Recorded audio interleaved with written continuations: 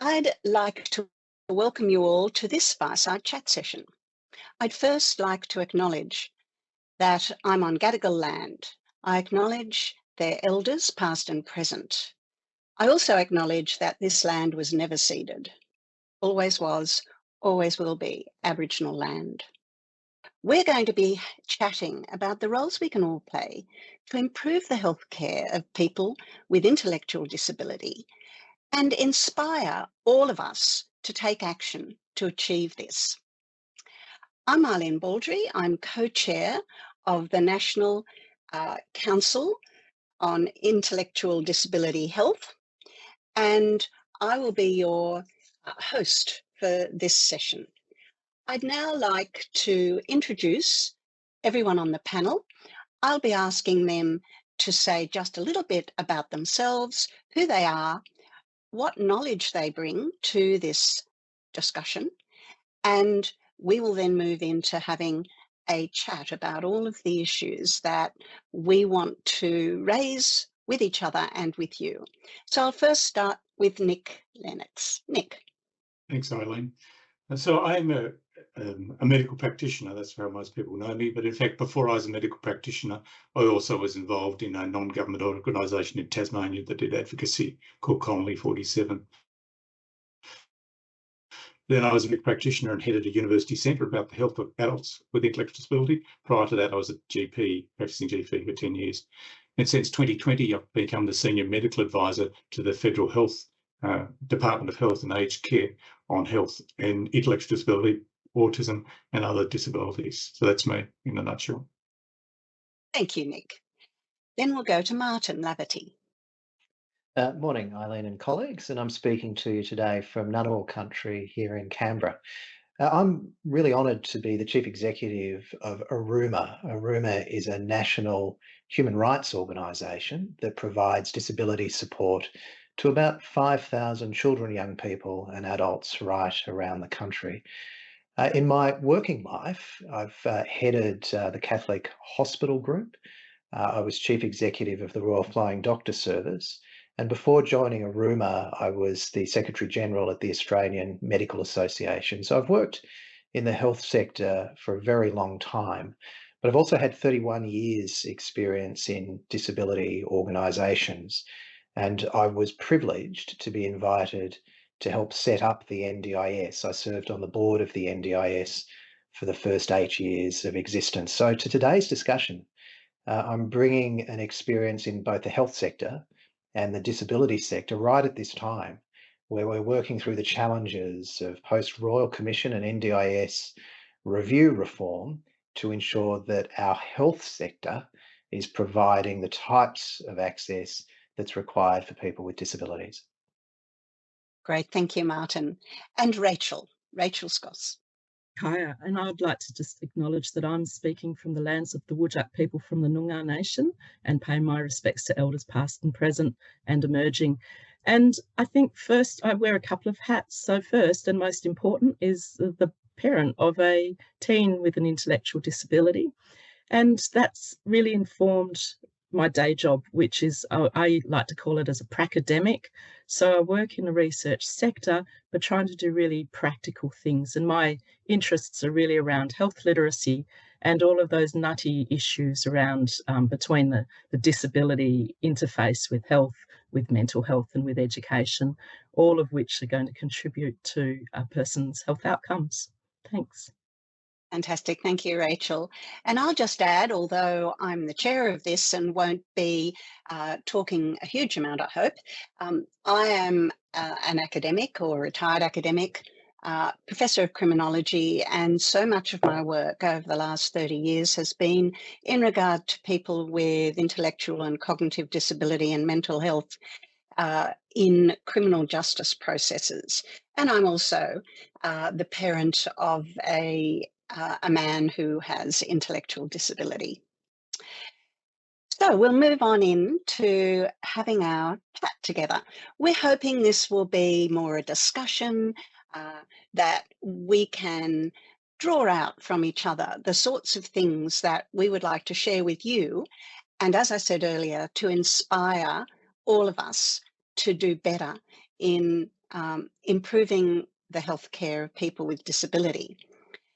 We'll be talking about the roles that individuals and organisations can play in improving healthcare, and we'll talk about improving health for people in all sorts of circumstances, those who are living at home, those who are in supported living, those who have additional communications needs, and those who are caught up in criminal justice processes. And so the first thing we will start is to ask each of us what part we have been able to play over the whole of our time, but particularly thinking of particular circumstances. What you have been able to do to help improve the healthcare of people with intellectual disability. What has helped you to do this? What has helped it to go better? What hasn't gone well? And how can we learn from that? So I'd like to start with Rachel first, and then we can all jump in as we feel like it. Otherwise, I'll call each of you in. Thank you, Rachel. Well, if I could maybe go back to the start, and I had the opportunity to talk to a board member of our Disability Services Commission. This was just at the beginnings of the reform period where we were moving away from block funded to individualised funding. And I guess my concern at the time was, how are we building the capacity of families to actually make informed decisions and know what to do, because we don't know what we don't know, basically. So Bruce Lungalont, who was the chair at the time and has done so much for disability in Western Australia, threw down the challenge. And he said, well, if you think this is an issue, you do something about it. And so I think he just gave me a license to see what opportunities I could find to maybe provide some sort of representation for some of these really important things, to be maybe at the table when other families and other people with disability are not necessarily at the table. So that sort of led me on a path of being I'd like to say non-tokenistic carer on a range of different things, and by being on the Ministerial Advisory Council on Disability and on the board of DSC at one stage, it really gave me a terrific oversight of the bigger picture. So I think I've then been able to take that back into my research world and really understand how the different sectors, which are often very siloed, where they work together, what's effective, and also where the barriers are for them to work effectively. And we have to realise, of course, that people with intellectual disability and families exist across sectors and across services, not just within this one silo. So I think that's really, I guess, informed what I've been able to do. Thank you, Rachel. And so this is pulling out for you the fact that you are both a researcher and you're on committees or boards, but you're also an active carer and informed by that. And I think that's one of the things that we'll be drawing out over this conversation. Maybe next go to Martin. Well, let me pick up on one of Rachel's themes, and that's the theme of the advocate and the importance of the individual advocate for the healthcare need of the person with disability. In the two worlds I've lived, on one side of the equation, I've been involved in the hospital system, more recently in the medical community, and particularly with medical colleges, on the culture of medicine to be more accommodating of the needs of people with intellectual disability. The Royal Commission pointed out how important it is that the training given to medical graduates and the way in which we're providing continual professional development is to support the capability of our practitioners and our healthcare systems to embrace the different and unique needs of people with disability. I've found more recently at my time at Aruma of how challenging that is in practice, that I spend much of my time as a chief executive, having to intervene when some of the residents of Aruma homes are admitted to emergency departments, when hospitals prematurely are wanting to discharge patients back into group homes before they're well enough to do so. And there's this disjointed nature between how I previously thought we were positively influencing the culture of our health sector and the way in which medicine's practiced against the reality of needing to be an advocate for the individual in those circumstances. So I'm not painting a particularly pretty picture, but it's out of that frustration, I think, that there is a learning that the medical profession, our hospital system, does have pockets of greatness. And when I've seen that, and I'm going to give an illustration of being in Newcastle and visiting a resident of our homes who was admitted to the John Hunter Hospital. And I'm not going to address the circumstances, but the reaction of that hospital, of the clinicians involved, was exceptional. And I'm learning that we have to point out not just the failures, but where we see systems and individual clinicians responding really well. So I'm on a path at the moment at Aruma to empower the family members, the residents of our homes, and our staff in particular, in the role of advocacy, how they can be prepared for a hospital admission, to make the case when a discharge from hospital is going to happen prematurely. And unfortunately, also in knowing that some GPs and primary care providers perhaps aren't as well equipped or don't have the capacity for the time that it often takes to spend with a patient with intellectual disability to embrace their unique communication needs. So we're working on tools, the tools of the trade for advocacy, to recognise you can't change a whole system overnight, but you can empower the individual, their family and loved ones, and the support staff around them to be the advocates when the system, for whatever reason, is not able to respond as you'd hope it would.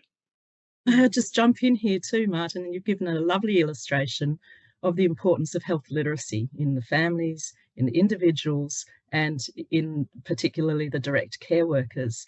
So part of my research was provided opportunity to develop a very practical guide to supporting the health of someone with intellectual disability.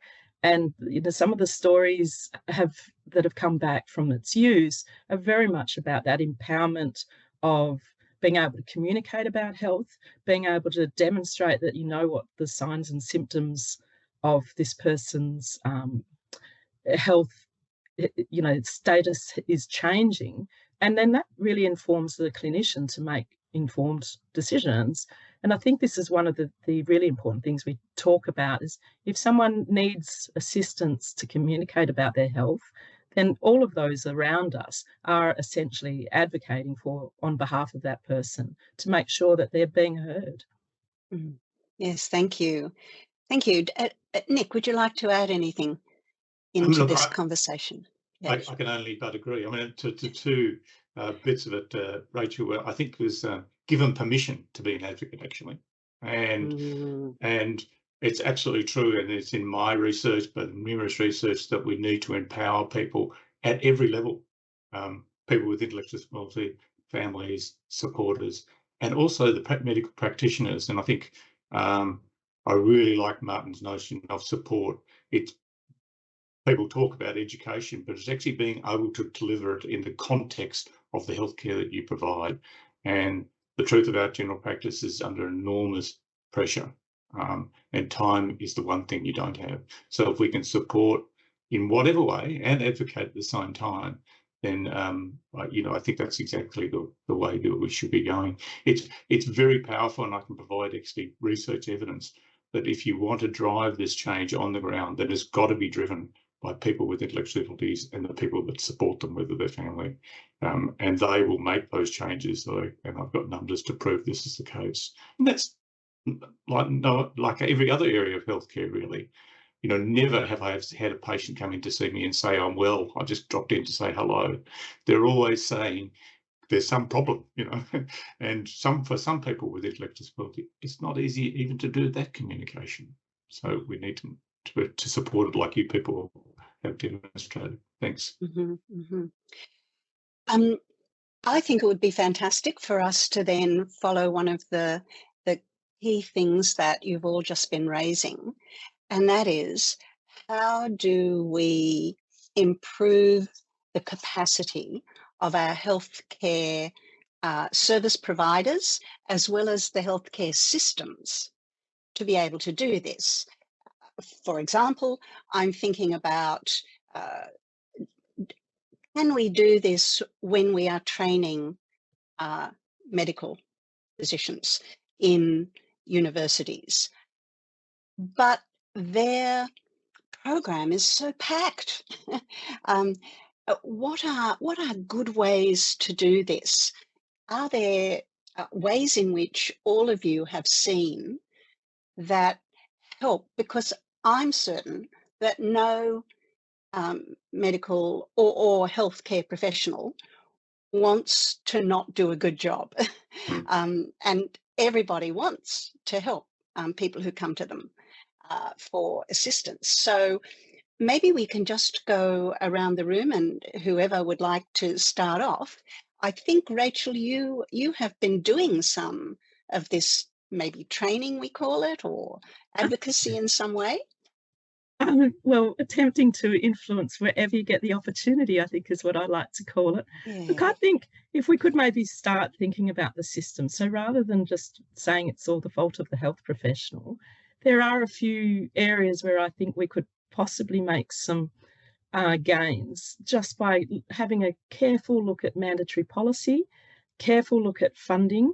So, for example, activity-based funding within hospitals now really doesn't allow for the clinicians or the health professionals to take the additional time that might be required, particularly around care coordination.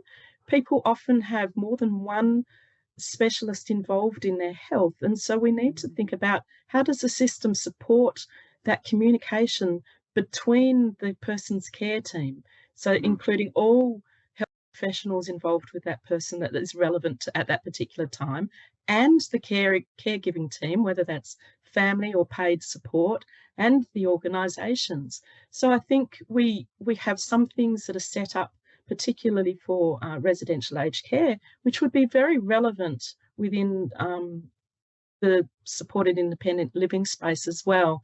Yet certainly my recent trawl through WA policy highlighted that the two are not treated the same. So I do think we need to think about remuneration.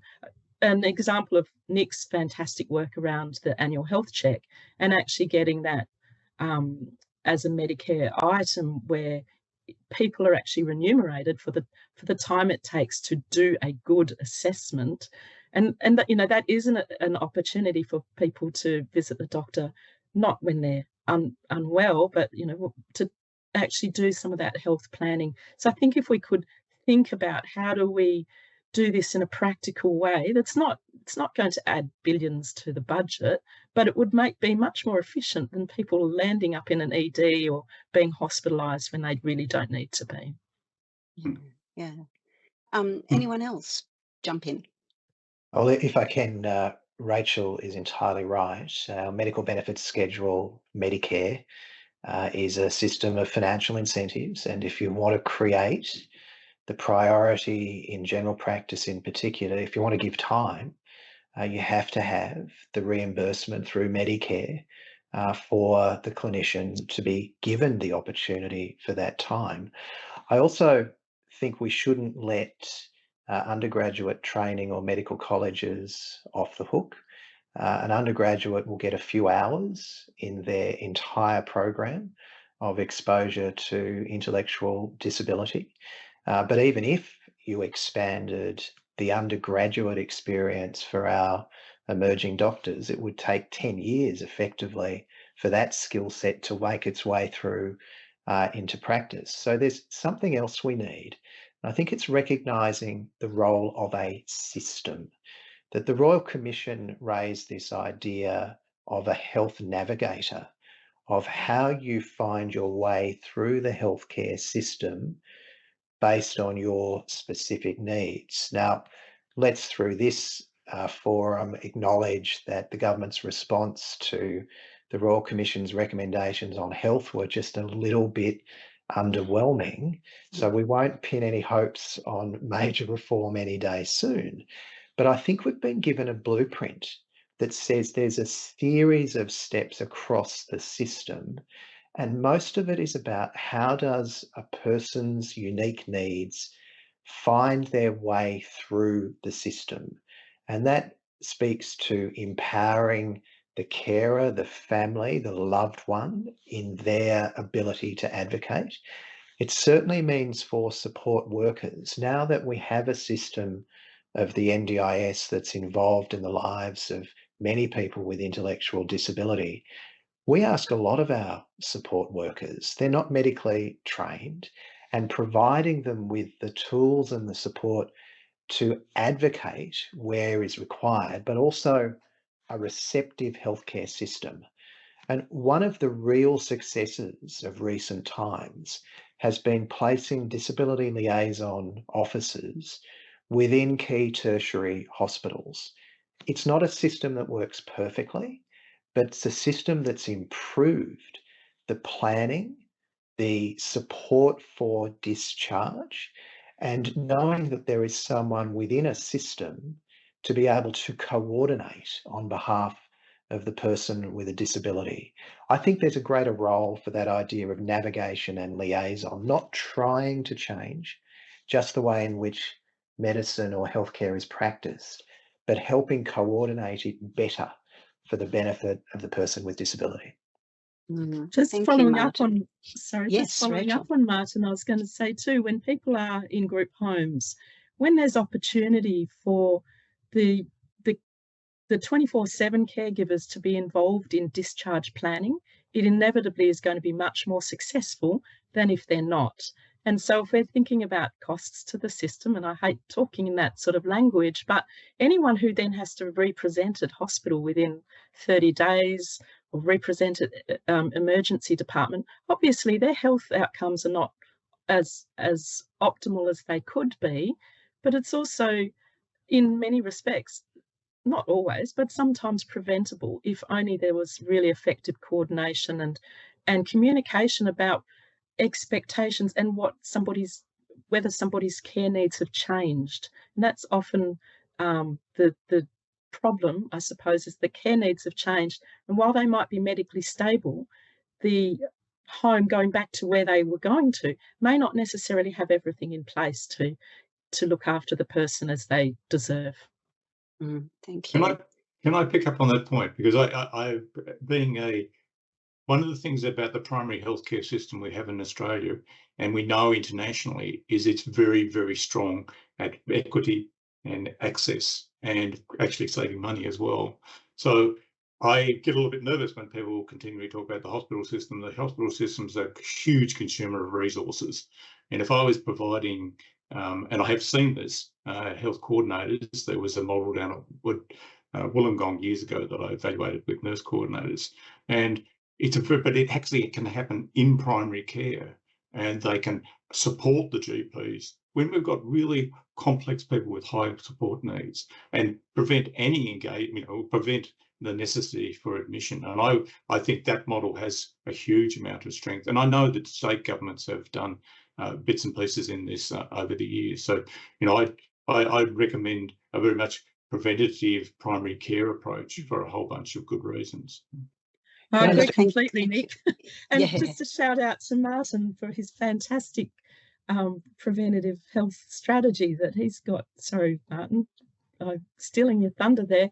But, it's gold standard, but really talks about health very holistically, including healthy living and preventative healthcare, not just what happens in a hospital. And I think as a sector, we have to start thinking about how do we support healthy living?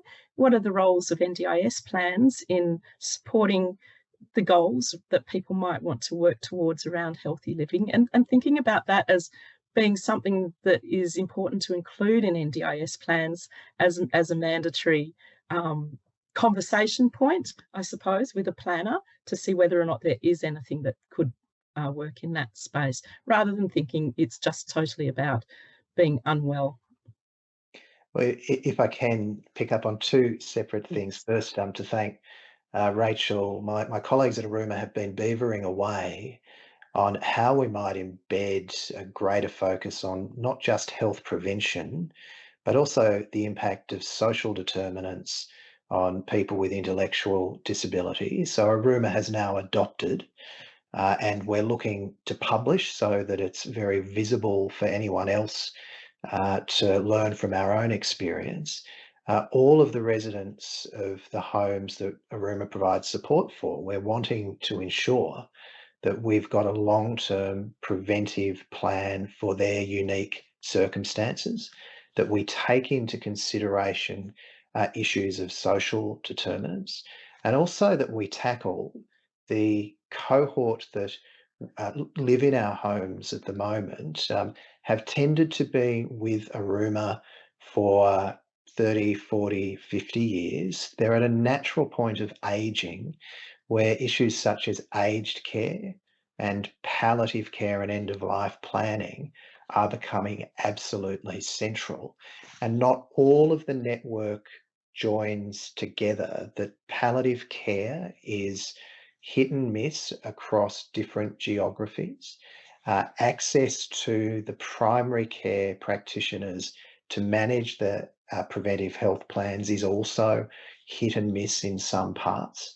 And it underlies, I think, what Nick has spoken to, that if we could find a way within general practice, within our primary care network, to have this navigation role established.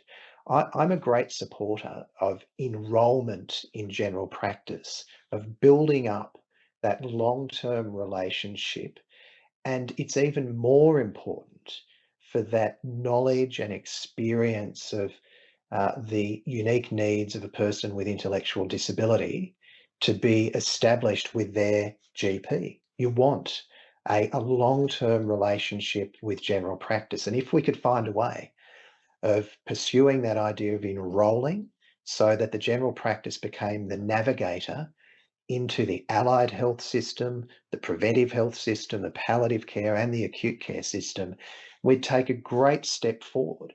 And these ideas are not new. They've been discussed with government for some years. I personally have previously put up proposals to the current and the former health minister around navigation within general practice, specifically for people with intellectual disability. Its time has come. We just need someone brave enough to pursue it through. There we can are. I just, yes, Nick. Can I just step in, because the federal government, who I work for, I acknowledge, not in the last budget, in the previous budget, put a huge amount of funding to develop the My Medicare system, where people will register with their GPs and get enhanced potential for service delivery and access to general practice. And it's a movement to move to identify populations within general practices that need extra support. And I think this is a profound shift, the beginning of a profound shift to the type of thing that Martin's talking about, so that we know that in primary care, if you have a long-term relationship with your primary care provider, then you have better health outcomes. And this is trying to embed that and around the people that actually need it, because we currently know that that's not exactly what's happening. So the federal government is actually moving in the direction to try to enhance the capacity of general practice to do that continuity of care, to direct to the people that need it. So I just wanted to make that point as it relates to it. Thanks. Yeah. That's fantastic. Thank you. Now, I think this now moves us into a kind of a bigger area, bigger space. Martin just noted the social determinants, and there are social determinants of health, and I'd like to explore that a little with all of you in regard to people with intellectual disability. But I then also want to ensure that everyone who is listening or watching understands that as we have just said, health is not just about going to hospital. I mean, health is about healthy living. Rachel mentioned that term. We've all referred to it in various ways. That is across all of the systems in our social world. And so I would like to explore a little with all of you what you see as key things in what we call the social determinants. Now, I don't know whether I'm the best person to say, explain the social determinants. I have been working with my team on something called the social determinants of justice, and they are very close to the social determinants of health, of course. But one of the social determinants of people who end up in prison is having a disability. Our prisons are full of people with mental, cognitive, hearing, a whole range of disabilities. And so these are really important things for us to bring to the fore in this discussion, because foundational, or one of the primary things about what they call the social determinants, is poverty and inequality. And so maybe we can talk a little about that in your experience and what you have seen, and ways we can make this better for people with intellectual disability. Whoever wants to go first? Maybe Martin, because you mentioned social determinants first, and maybe explain it a little more. Well, the social determinants are the building blocks of a long and healthy life. So where you live, your access to financial resources, your access to social supports, family, friends, people that love you, whether or not you go to or finish school, whether or not you get a job, whether or not you've got a house to live in, all of these are the building blocks that influence the health, well-being, and how long you'll live your life.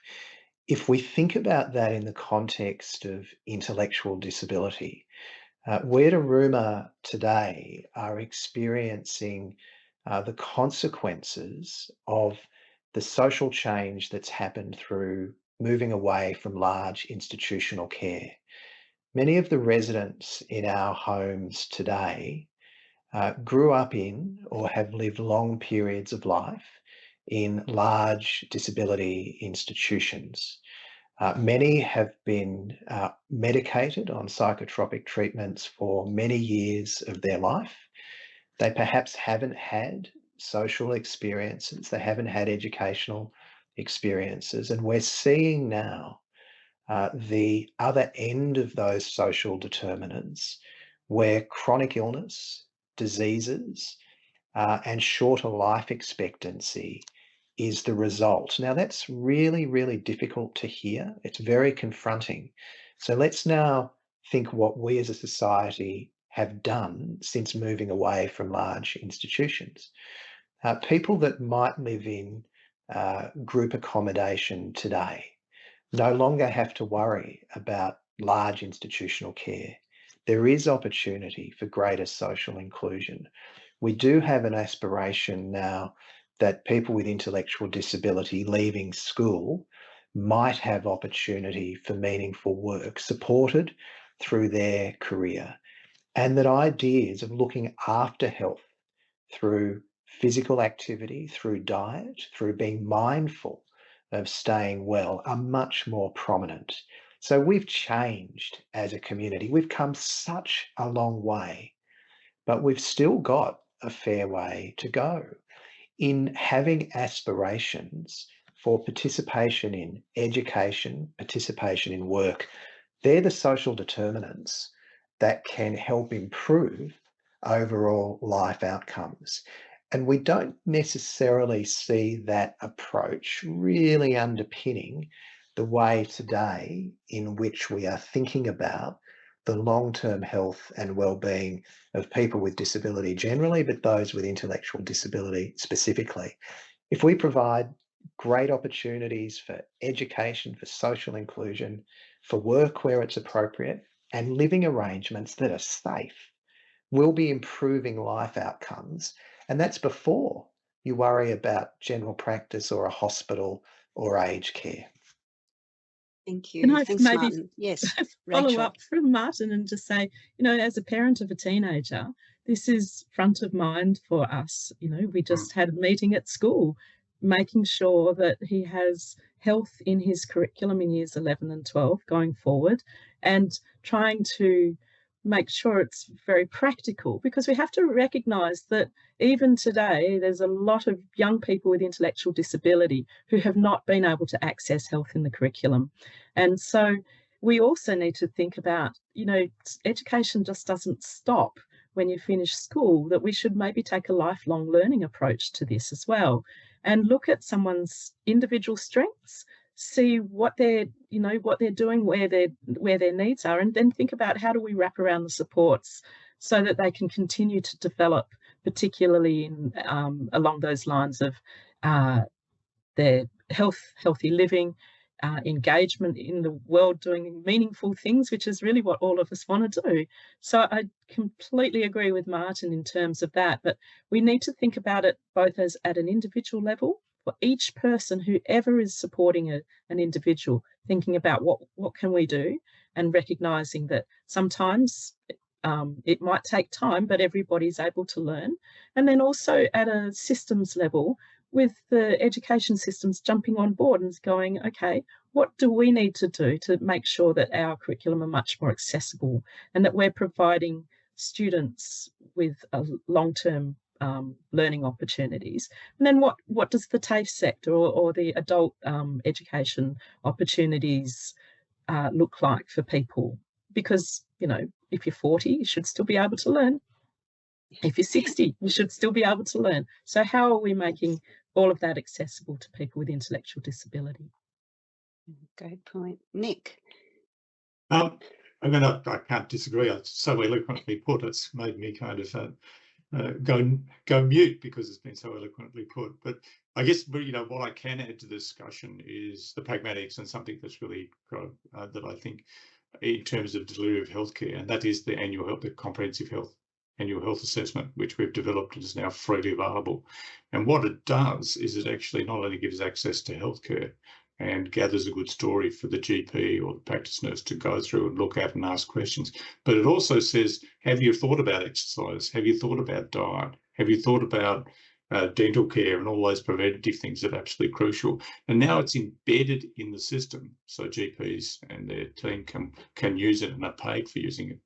And we're further embedding it by, over the next couple of years, putting the GP part of it into the software of the doctor. So it's increasingly accessible. What this can lead as a springboard from the primary healthcare provider to tackle all those things. I mean, one of the key determinants of health is isolation, as a good example. And, by getting people engaging in the things that Rachel mentioned and Martin mentioned, absolutely crucial in their lives and preventing long-term disability and early deaths. So yeah, I think that sorry. Okay.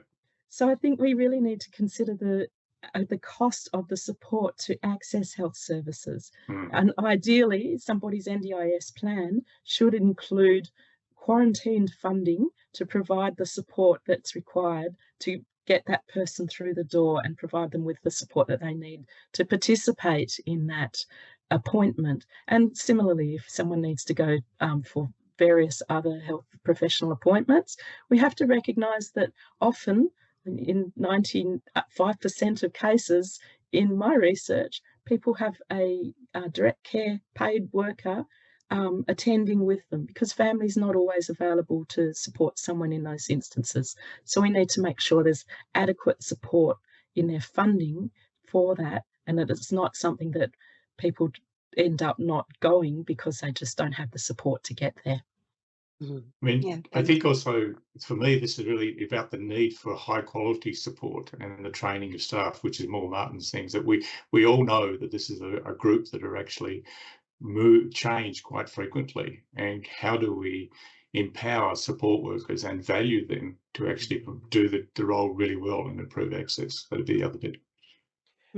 Nick's exactly right. There is a capability issue here that let's reflect that the NDIS is only a decade old. It's expanded the role of support workers in the lives of hundreds of thousands of people with disabilities. And yes, there's a series of challenges that the NDIS is confronting, but its benefit is providing this extra workforce that now we need to refine the capability of. We ask so much of support workers. They're not health professionals, but there is that expectation, particularly in group homes, of the hospital system looking to the group home as somehow having a clinical role, which is just not the case. So bridging that gap and providing the right capability, the training for our support workers, and ideally that would be something done at a systems level. It is easy for organisations to go off and design their own training and implement it, but this is so important that ideally it would be done at a systems level. And I'm really pleased. Let me call out the NDIS Safeguard and Quality Commission that we've been engaged over months about working up our own ARUMA approach to preventive healthcare and how we upskill support workers in their role. And the Commission is so responsive. I do see opportunity for the Safeguards and Quality Commission to lead some of this development of the support workforce to provide better health outcomes by being better in supporting access to the healthcare system.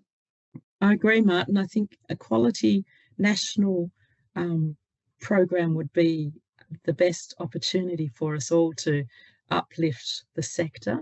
But it really needs to be strategic. And at the moment, I see pockets of little bits of funding going out left, right and centre with no real strategy in mind, despite this being a key priority of the national roadmap for improving the health of people with intellectual disability.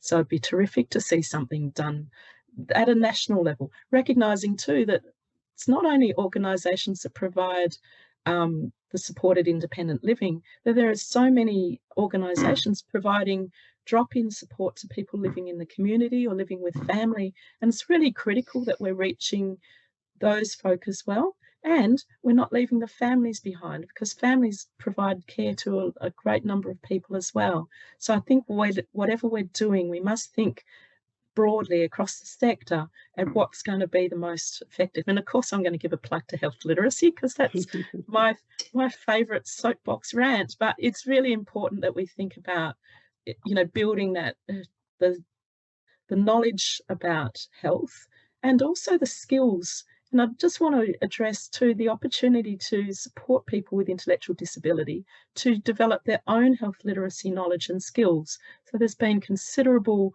work done in Australia around supported decision making, which is critical for participating in your own health journey, because shared decision making with your health professional is really what person-centred care is all about. So I think we need to also focus on how do we support people with intellectual disability to be part of their own health journey and be making decisions about their health. Yes.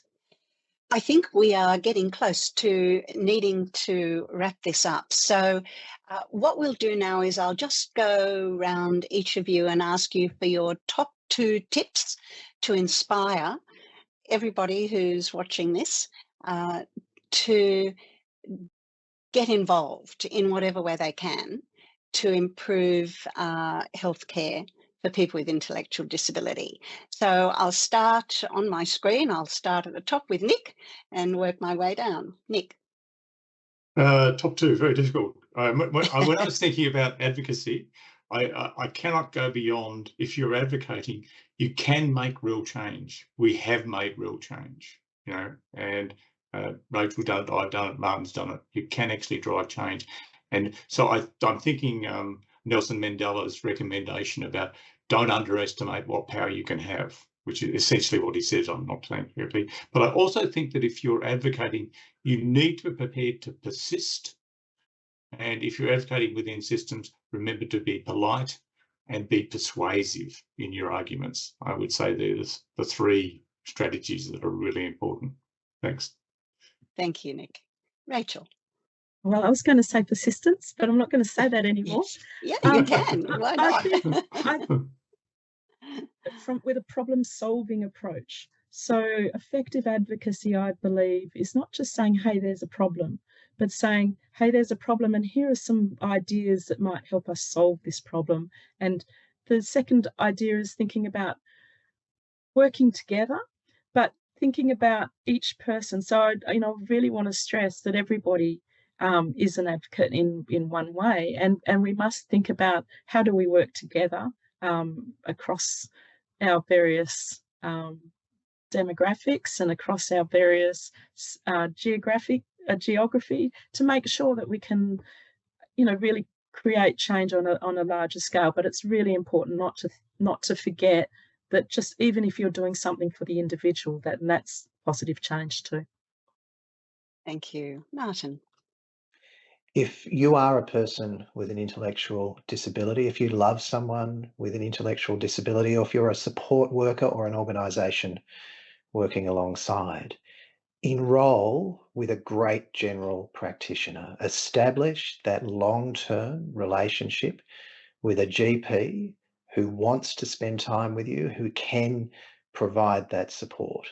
And then at a national level, if we get lots of people enrolling in establishing their relationship with a GP, it can become more feasible through the national roadmap for disability health to pursue that idea of healthcare navigation through general practice for people with intellectual disability. And I could think of no better organisation than the National Centre for Excellence in Intellectual Disability Health to be the champion for that idea of general practice as the healthcare navigator. So there's my two that are actually three, and a plug for the National Centre for Excellence. Wonderful. Look, thank you. Thank you all. I'll just do a really sort of snappy wrap up. Listen again to each of the top tips that each of our panelists has given, because they are terrific and they reflect what we've just talked about, what we've just chatted about. We've chatted about advocacy and how important it is, how to do it, and how to not lose hope, to be persistent. We've heard about health literacy, how important that is, how important it is to listen to people with intellectual disability, to understand from them what they want and what they need in their health care, and in healthy living in their whole lives. We've heard some excellent examples of ways in which things have been done better and have been done really well in hospitals and with GPs and in communities.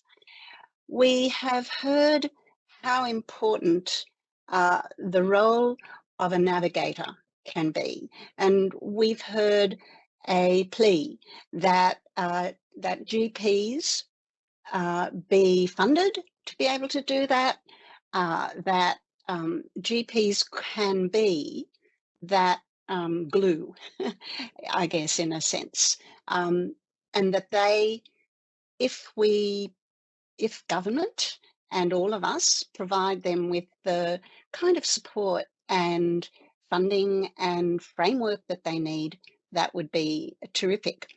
We have also heard that we have to have a wider view as well, and that is around what we call social determinants. So the social determinants that impact on a person's whole living, their income, their people they're in contact with, where they live, and so on. So all of those things add to the importance of ways in which we support people with intellectual disability to access good and effective health care across their whole lives. So I would like to thank each of our panelists, Nick, Rachel, and Martin.